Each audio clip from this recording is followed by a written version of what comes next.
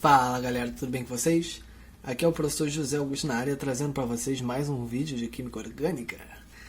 Bom, e como vocês bem sabem, pessoal, esses vídeos, essas videoaulas são destinadas para a galera do segundo ano do ensino médio. Galera, assunto de hoje é assunto completamente novo, tá? Assunto bastante cobrado nos concursos e de uma forma geral, de uma forma geral não, mas digamos que esse assunto ele é de extrema importância e ele tem muitos detalhes que a gente precisa entender. Então hoje a gente vai ver, pessoal,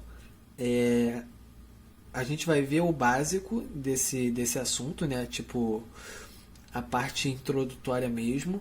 Só que esse básico ele é de extrema importância para a gente entender o que vem a seguir, tá bom? Então peço que vocês fiquem bem atentos a essa aula, tá? Se preciso, assistam ela mais uma vez, Às vezes a gente perde algum detalhe, enfim. Essa aula vai ser importante, tá bom? Não que as outras não tenham sido, tá? O que eu quero dizer é que esse assunto ele é um pouco mais delicado. Tranquilo, pessoal? Talvez vocês tenham um pouco mais de dificuldade de entender isso aqui, tá? É um assunto complexo, beleza? Eu vou pedir a atenção de vocês, tá? E é basicamente isso, Vamos direto ao assunto aqui, essa aula. E qualquer coisa vocês tentem dar uma analisada aí no vídeo de novo, alguma coisa do tipo, tá? Porque isso aqui é novo para vocês. E vocês vão ver isso com mais profundidade no terceiro ano, beleza? Vamos ver um pouquinho da superfície aqui do assunto. O que acontece? A gente vai ver aqui os mecanismos das reações orgânicas. O que seria um mecanismo da reação orgânica, os mecanismos das reações, pessoal, eles vão estudar justamente o porquê e como aquela reação vai ocorrer. As etapas nas quais aquela reação vai ocorrer, tá? Então estuda a explicação das várias etapas, depende da reação, que ocorrem do início até o final da reação. Beleza? Então, as reações orgânicas elas têm mais de uma etapa e o mecanismo ele estuda o que acontece em cada uma dessas etapas até chegar ao produto final. Que a gente está acostumado a ver o quê? Reagente formando produto, Mas aquela reação ela teve todo um processo para acontecer aquela produção, E a gente vai ver justamente o passo a passo desse processo, tá? Isso com relação às reações orgânicas, como aqui está falando, Até porque a gente estuda na nossa aula química orgânica, certo? Muito bem. E para a gente entender esses mecanismos, primeiro a gente tem que entender o conceito das cisões, tá? O que seriam essas cisões, Como o nome já diz, cisão significa quebrar, separar alguma coisa. Quando a gente está falando nos mecanismos de reações químicas, quando a gente está falando disso, a gente fala de átomos, Então as cisões aqui, a gente está falando da separação de dois átomos através da quebra de alguma ligação, certo? Então alguma ligação vai quebrar, consequentemente os átomos que estavam ligados, Vamos imaginar aqui dois átomos ligados, a gente quebra essa ligação, esses átomos se separam, beleza? Houve uma cisão naquela ligação, uma ruptura. Muito bem, a gente tem dois tipos de cisão, tá? A gente tem a cisão homolítica. O que seria essa cisão homolítica? Presta atenção. A ruptura na ligação é feita de modo equivalente. Como assim? Aqui a gente tem uma ligação química, dois átomos estão ligados entre si, certo? Muito bem. Quando a gente quebra essa ligação, se for uma cisão homolítica, o que vai acontecer? Ambos esses átomos aqui, eles estão compartilhando elétrons, eles estão fazendo uma ligação covalente, Quando a gente quebra essa ligação covalente, cada um desses átomos vai ficar com um elétron. Entenderam? Isso é uma cisão homolítica. Ela é feita de modo equivalente. Nenhum dos dois sai com um elétron a menos, nem com um elétron a mais. Né? Então, por exemplo, aqui a gente tem uma ligação de A com B, né? Uma ligação covalente. Eles estão compartilhando esse par de elétrons aqui. Aí houve uma cisão homolítica. Essa cisão, né? Essa quebra, vamos representar ela aqui, ó. Quebrou essa ligação, né? E quando quebrou, olha só o que aconteceu. O A ficou com o seu elétron, o B ficou com o seu elétron. Cada um ficou com o elétron, um elétron do par, né? Então houve aqui a produção de radicais livres. Por que radicais, pessoal? Porque eles estão com esses elétrons aqui prontos para se ligarem no que vier pela frente, né? Radical livre, os radicais livres, pessoal, eles são bem perigosos, né, em excesso no nosso organismo, justamente por causa da instabilidade deles, beleza? Essas substâncias são muito instáveis, então elas podem provocar instabilidade de células vizinhas, por exemplo, porque eles querem se ligar com quem aparecer na frente. E quando eles se ligam, né, eles se estabilizam quando eles se ligam com alguma coisa, mas consequentemente eles desestabilizam outra, certo? Então eles podem desestabilizar uma célula, provocando, sei lá, a inflamação dessa célula, né, o envelhecimento dessa célula, beleza? Os radicais livres, pessoal, eles são muito perigosos, tranquilo? Então a gente tem que tomar cuidado com esses caras aqui, beleza? Então essas gorduras hidrogenadas, né? Essas coisas aí que essa nossa alimentação do dia a dia, esses produtos industrializados principalmente, né? Eles contêm esses radicais livres. Biscoito recheado, né? Eu estou falando isso aqui, mas eu estou no mesmo barco de vocês, tá, pessoal? Tá todo mundo errado. Mas é bom a gente entender um pouco desse perigo desses radicais livres, tá certo? Em contrapartida, né, a gente tem os antioxidantes, né? Porque esses radicais livres eles vão provocar a oxidação de algum composto vizinho. Então daí vem os antioxidantes. O antioxidante, pessoal, ele serve para reestruturar aquela coisa que foi instável, né? Vamos dizer assim, dessa forma. O antioxidante ele conserta a besteira que o radical livre quer fazer, beleza? Então por isso que muitos nutricionistas recomendam, né, alimentos antioxidantes, aquela história toda. É justamente para lutar contra esses radicais livres aí, beleza, pessoal? Então não adianta nada também a gente encher a pança com alimento rico em radicais livres, né,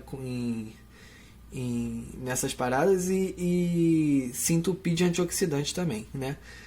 A gente não pode corrigir um excesso com outro excesso. A gente sabe que tudo em excesso faz mal, né, pessoal? Então o certo é a gente evitar aquilo que nos faz mal, né? E claro, poder ter uma alimentação mais saudável, né? Uma alimentação rica em antioxidantes, né? Os antioxidantes aí estão presentes na vitamina A, na vitamina C, certo? O amendoim é uma fonte antioxidante muito boa também, entenderam? Então tem vários alimentos, né, pessoal? A gente poderia ficar citando aqui vários. Mas enfim, só queria alertar vocês para esse problema dos radicais livres, tá? São compostos instáveis que instabilizam quem vem pela frente. Pode ser uma célula, enfim. Beleza? Então isso é a cisão homolítica, pessoal. Temos também a cisão heterolítica. Pessoal, a cisão heterolítica ela vai ocorrer de forma diferente. Por quê? Porque a ruptura ela não vai ser feita de modo equivalente. Ela vai ser desigual. Ou seja, alguém vai ficar com um elétron a mais e alguém vai ficar com um elétron a menos, né?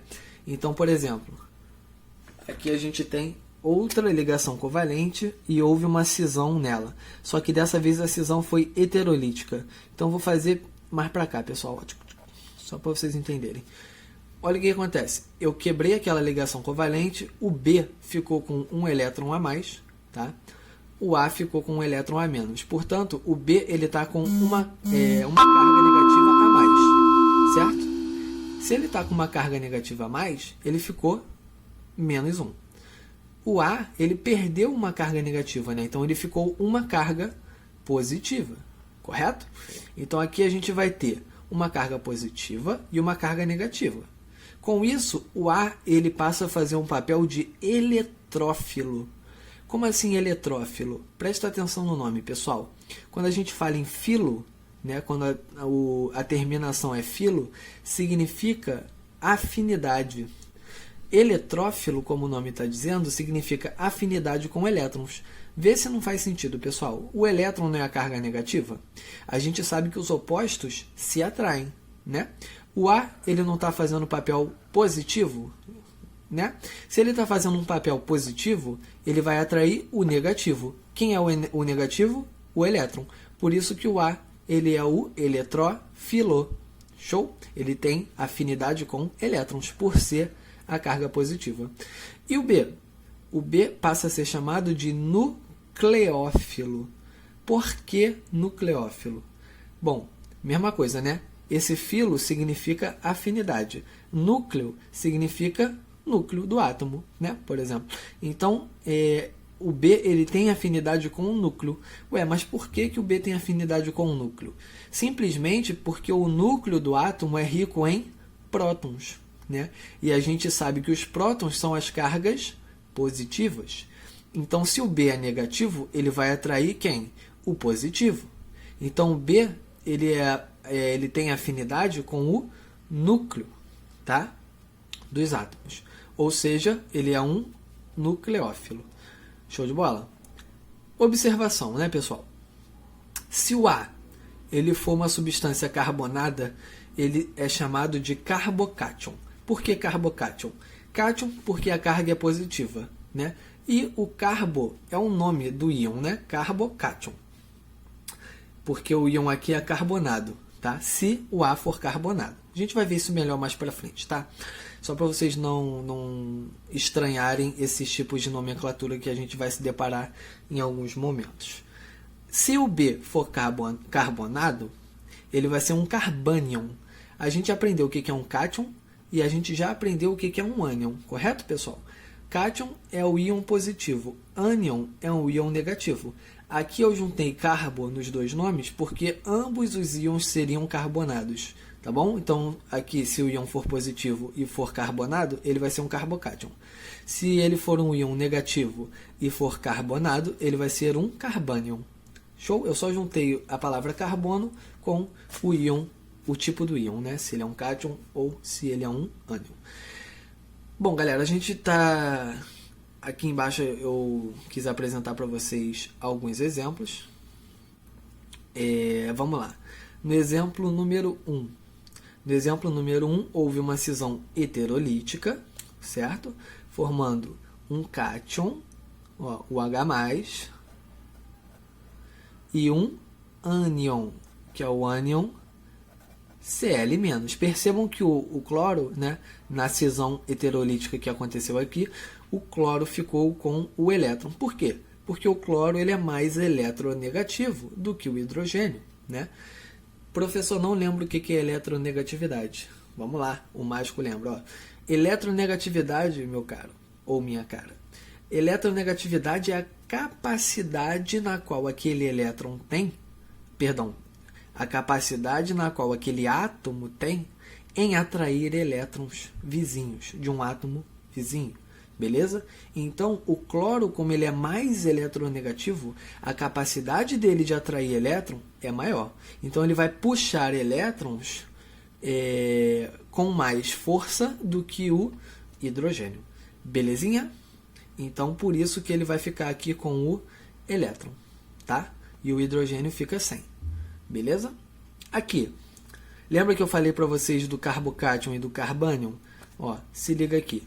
Aqui a gente tem o ácido metanóico, né? Não sei se vocês lembram desse tipo de nomenclatura, mas aqui a gente tem um ácido carboxílico, ó, dupla O, OH, tá? e houve uma cisão heterolítica aqui. Tá? Eu coloquei ela do lado errado, mas tudo bem. O que vai acontecer? O oxigênio ele é mais eletronegativo que o hidrogênio. Se ele é mais eletronegativo que o hidrogênio, esse elétron aqui vai ficar com quem? Né? Porque aqui, se a cisão é heterolítica, né? O elétron vai ficar com o mais eletronegativo, que no caso é o oxigênio. Beleza? Então o oxigênio ele vai pegar esse elétron e vai ficar assim, ó, uma carga negativa. Tá? Aqui a gente coloca esse colchetes, porque isso aqui é como se fosse um complexo. Né? A gente chama isso aqui de complexo. Essa carga negativa, a gente sabe que ela estaria aqui, né, no oxigênio, beleza? Porque o oxigênio está com um elétron a mais aqui. Ele ganhou esse elétron do hidrogênio, né? O hidrogênio, consequentemente, está sem elétron, por isso que ele é a nossa carga positiva. Percebam, pessoal, aqui não é um íon carbonado? Não é um íon carbonado negativo? Então aqui a gente tem um carbânion.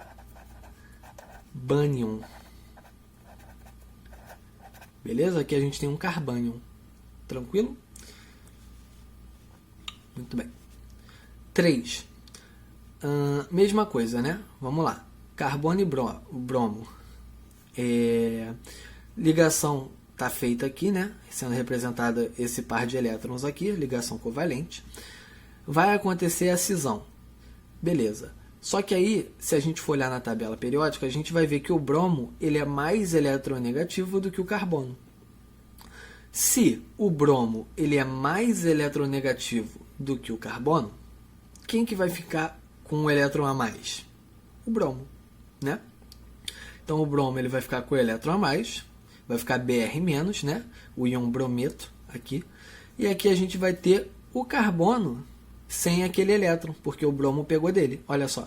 Então o carbono ele vai ficar com uma carga positiva, né? O saldo aqui dele está positivo porque ele perdeu uma carga negativa, que foi o elétron que foi embora com o bromo.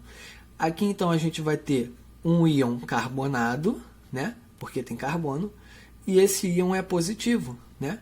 Então aqui a gente vai ter um carbocátion.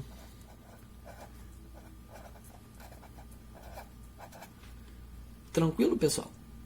Beleza? Tudo bem até aqui? Muito bem. Vamos ver agora o que seriam, então, reagentes eletrófilos. Lembrando que eletrófilo é afinidade com elétrons. Então, são aqueles reagentes positivos, né? Os reagentes que têm afinidade com cargas negativas. Então, vamos lá. São os reagentes positivos, ou seja, carentes de elétrons, então eles estão precisando de elétrons, né? O reagente, nesse caso, irá atacar o substrato. O substrato aqui eu botei esse nome, mas é um reagente orgânico, né? A gente está tratando aqui da química orgânica. E esse substrato... o reagente, nesse caso, irá atacar o substrato, né, o reagente orgânico, e irá utilizar-se de um par de elétrons do mesmo. Esse substrato, então, ele vai ter aqui um par de elétrons. O reagente, que é o reagente eletrófilo, né, que eu chamei de E maiúsculo, como ele está carente de elétrons, ele vai colar nesse substrato, né, e pegar esse par de elétrons aqui fazendo a ligação com o substrato. Tá? O reagente eletrófilo ele vai perseguir quem tem negatividade. Tá? Ficou até estranha essa frase, mas enfim, ele vai perseguir a densidade eletrônica, né? A densidade negativa do composto. Tá? Não adianta eu ter um substrato positivo, por exemplo. Né? Esse cara é positivo, ele quer atrair alguém negativo. Tá bom? Fiquem atentos a esses detalhes. Deixa eu pegar agora aqui nossa parte 2. E tem também os reagentes nucleófilos. Opa, afinidade com núcleo, né? Então agora o reagente ele é negativo e ele está procurando quem é positivo, certo? Então vamos lá. São reagentes com sobra de um par de elétrons, né? Então ele tem sobra de densidade eletrônica. Por isso ele está negativo e ele quer se ligar com alguém positivo. Esse reagente irá atacar o substrato com falta de elétrons. Então, se aquele substrato ele está positivo, né, está com falta de elétrons, ele é um alvo desse reagente nucleófilo, né? O reagente nucleófilo que é justamente quem está positivo. Tá? Então aqui o mesmo exemplo, quer dizer, exemplo diferente, né? Mas o S de substrato e aqui agora o nosso reagente é o nucleófilo, por isso ele tem um par de elétrons, né? Uma densidade eletrônica a mais, e ele vai se juntar com aquele substrato que está carente de elétrons. Então é meio que unir o útil ao agradável. Se o reagente for eletrófilo, ele vai querer um substrato negativo. Se o reagente for nucleófilo, ele vai querer um substrato positivo. Beleza? Observação. A reação orgânica ela pode ocorrer de duas maneiras, né? Pessoal, em geral, as reações orgânicas elas vão ocorrer ou através de um mecanismo iônico, que é o que a gente vai ver agora, mais ou menos como é que funciona, ou através de um mecanismo via radicais livres. Belezinha? Bom, então vamos lá. O que seria esse mecanismo iônico, pessoal? Vamos lá, deixa eu centralizar aqui melhor. Esse mecanismo iônico, ele vai ter início através de uma cisão heterolítica, tá? Em uma ligação covalente. E esse processo, como o nome já diz, ele vai originar íons. Tranquilo? Então ele vai gerar a produção de íons. Por isso o nome mecanismo iônico. Beleza? Então olha só, aqui a gente vai ter uma substância, né, orgânica. O que está acontecendo aqui, pessoal? Do lado dessa substância a gente tem ClCl, cloro com cloro, né? Houve uma cisão heterolítica, beleza? Do cloro. Se houve uma cisão heterolítica é porque um deles vai ficar com um elétron a mais e o outro vai ficar com um elétron a menos, certo? O que vai acontecer? Primeira etapa. Houve a cisão heterolítica da ligação ClCl. Então a ligação ClCl se rompeu de forma heterolítica. Isso significa o quê? Que um dos cloros vai ficar negativo. Então eu botei aqui uma carguinha. Parece uma notinha musical, tá, pessoal? O nome desse símbolo aqui é parcial, tá?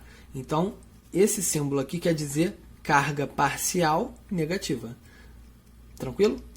E aqui é a mesma coisa, carga parcial positiva, porque um dos cloros vai ficar com um elétron a mais, o outro vai ficar com um elétron a menos. Então um vai ficar negativo, o outro vai ficar positivo. Belezinha?